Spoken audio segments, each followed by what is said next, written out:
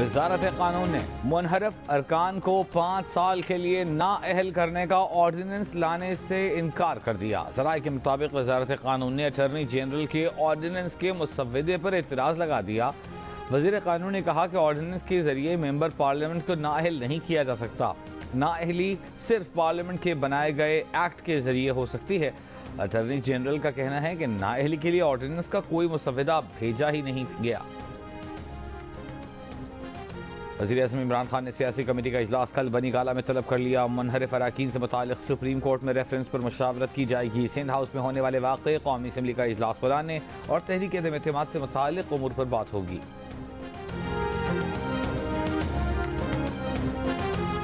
اور قاف لیگ کے سربراہ چودھری شجاعت حسین نے اراکین کی خرید و فروخت کے حکومتی الزامات کو پروپیگنڈا قرار دے دیا۔